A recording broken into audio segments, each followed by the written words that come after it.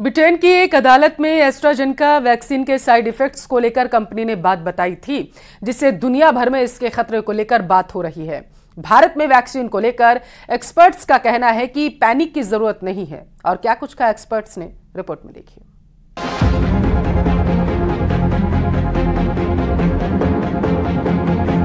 Corona महामारी ने पूरी दुनिया को घुटनों पर ला दिया था।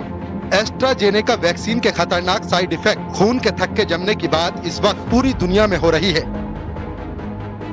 ब्रिटिश फार्मा कंपनी एस्ट्राजेनेका ने कोर्ट में खुलासा किया, थ्रोम्बोसाइटोपेनिया सिंड्रोम के साथ थ्रोम्बोसिस (TTS) की समस्या कोविशील्ड वैक्सीन का दुर्लभ साइड इफेक्ट हो सकती है।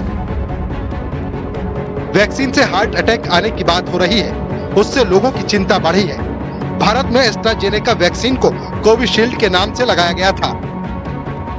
डॉक्टर्स की बात माने तो उनका कहना है कि जो TSS के बारे में बताया जा रहा है, जो खून के थक्के बन रहे हैं या बहुत सारी सडन डेथ्स की बात की जा रही है, ऐसा तब होता है जब कोई भी मरीज किसी गंभीर बीमारी से ग्रसित होता है और उसके बाद जो है उसकी बॉडी में से रिएक्शन होते हैं। तो इस बात को समझना होगा कि अगर कोई भी वैक्सीन ली जाती है तो अगर उसका कोई साइड इफेक्ट होना होता है तो वो 4 हफ्ते के भीतर हो जाता है। वैक्सीन ने उस समय सीवियरिटी, बीमारी की गंभीरता से प्रोटेक्शन दी थी, हॉस्पिटलाइजेशन से प्रोटेक्शन दी थी, और अगर इसको इमरजेंसी अप्रूवल मिला था उससे पहले इसकी एफिकेसी, इसकी सेफ्टी ट्रायल्स देखे गए थे। तो ओवरऑल वैक्सीन पूरी तरह से एफिकेशियस थी, वैक्सीन सेफ थी। और अगर हम बेनिफिट्स एंड साइड इफेक्ट्स की बात करें तो बहुत ही मिनिमल साइड इफेक्ट। और ICMR ने भी जो स्टडी की थी उसमें पाया गया था कि वैक्सीन पूरी तरह से सेफ रही थी। इवन जिनको कोविड हुआ था गंभीर रूप से, उन लोगों में काफी प्रॉब्लम रही, लॉन्ग टर्म कोविड रहा, उनको लॉन्ग कोविड रहा, तो बहुत ज्यादा जरूरी है। तो यहाँ पर पैनिक करने की जरूरत नहीं है, और वैक्सीन जितने भी लोगों को लगी है वो पूरी तरह से सेफ रही है। हालांकि डॉक्टरों का कहना है कि इससे घबराने की जरूरत नहीं है, साइड इफेक्ट दूसरी दवाओं में भी हो सकते हैं। वैज्ञानिक लगातार रिसर्च कर रहे हैं।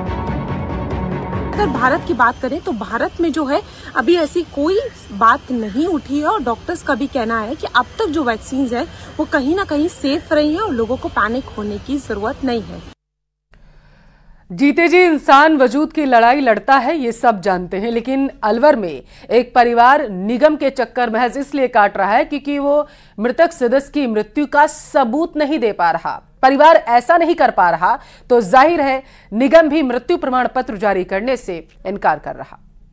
3-4 दिन से परेशान होकर मतलब कोई सुनाई नहीं है, इसका सत्यापन नहीं है।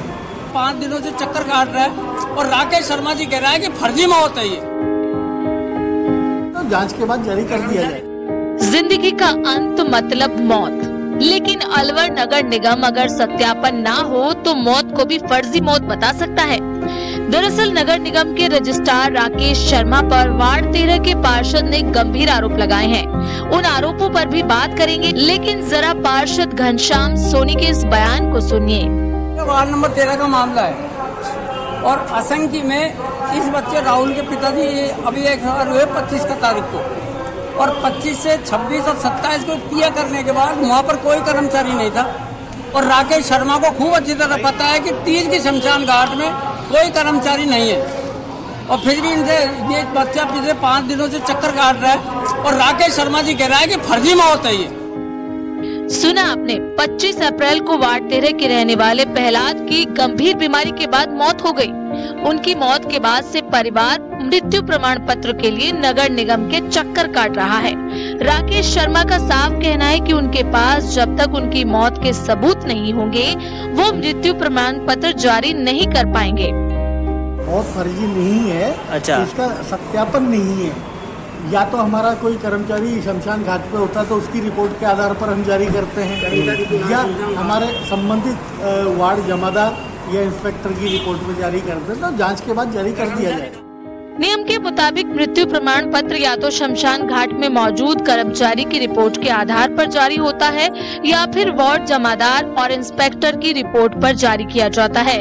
लेकिन प्रहलाद के अंतिम संस्कार के वक्त नगर निगम का कोई कर्मचारी वहां मौजूद नहीं था। डेट छपी नहीं बना रहा हूँ, मैं 3-4 दिन से परेशान होकर मतलब कोई सुनाई नहीं है। वाटेरे में रहने वाले प्रहलाद की मृत्यु को कई दिन बीत चुके हैं। परिवार के लोग प्रमाण पत्र के लिए नगर निगम के चक्कर लगा रहे हैं, लेकिन हैरानी की बात यह है कि नगर निगम के कर्मचारियों ने लापरवाही ड्यूटी करने में की, लेकिन खामियाजा पीड़ित परिवार को भुगतना पड़ रहा है, जो पिछले कई दिन से मृत्यु प्रमाण पत्र के लिए इधर उधर दौड़ रहे हैं। अलवर से न्यूज़ 18 राजस्थान के लिए राजेंद्र प्रसाद शर्मा की रिपोर्ट। जोधपुर से आ रही बड़ी खबर का रुख करेंगे। दुकान में देर रात को अचानक ही आग लग गई। आग लगने से दुकान में रखा पूरा सामान जलकर खाक हो चुका। सूचना के बाद मौके पर पहुंची दमकल ने आग पर काबू पाया। फिलहाल आग लगने के कारण क्या थे, इसकी जानकारी नहीं मिल पाई।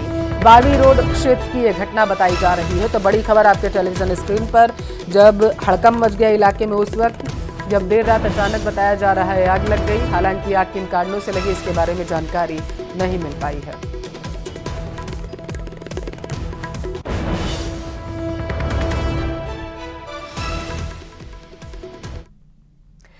कर्नाटक के सेक्स स्कैंडल केस में पूर्व प्रधानमंत्री एच.डी. देवेगौड़ा के पोते और जेडीएस नेता प्रज्वल रेवन्ना का नाम आने के बाद सियासी संग्राम तेज हो गया। कर्नाटक की हासन सीट से सांसद प्रज्वल रेवन्ना अब भी फरार हैं, ऐसी जानकारी है। वो देश में नहीं है। वहीं कर्नाटक में जेडीएस की सहयोगी बीजेपी के नेता और केंद्रीय गृह मंत्री अमित शाह ने कर्नाटक की कांग्रेस सरकार पर सवाल उठाए कि वो कार्रवाई आखिर क्यों नहीं कर रही।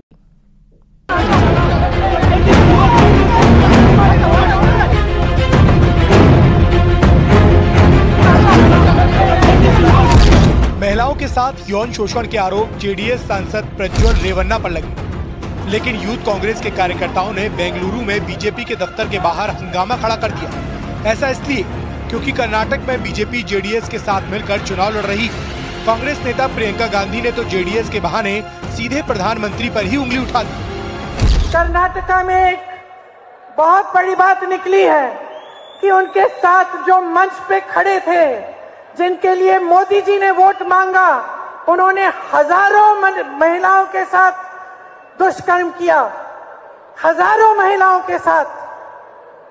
मैं पूछना चाहती हूं मोदी जी क्या कहते हैं इसके बारे में, क्या कहते हैं हमारे प्रधानमंत्री इसके बारे में, हमारे गृह मंत्री क्या कहते हैं इसके बारे में। मगर अमित शाह ने दो टूक कहा कि बीजेपी का इस मसले से कोई लेना देना नहीं है। उन्होंने सवाल किया कि राज्य की कांग्रेस सरकार खुद कोई एक्शन क्यों नहीं ले रही। कांग्रेस पार्टी जो हम पर आरोप लगाना चाहती है, मैं छोटी सी बात पूछना चाहता हूं, वहां सरकार किसकी है? सरकार कांग्रेस पार्टी की है। फेक वीडियो आपके ध्यान में ही होंगे क्योंकि टाइम पर रिलीज किए गए हैं। और अब तक कार्यवाही कांग्रेस पार्टी ने क्यों नहीं की? कार्यवाही हमने नहीं करनी है। ये लॉ एंड ऑर्डर का इश्यू स्टेट का इश्यू है। प्रियंका जी हमसे सवाल पूछ रही है। प्रज्वल रेवन्ना पूर्व प्रधानमंत्री एच.डी. देवेगौड़ा के पोते हैं।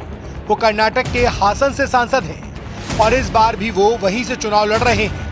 ये मामला सामने आया 24 अप्रैल को, जब सेक्स स्कैंडल से जुड़े वीडियो वायरल हुए। राज्य महिला आयोग को शिकायत के साथ एक पेन ड्राइव भी मिली, जिसमें करीब 3000 अश्लील वीडियो थे।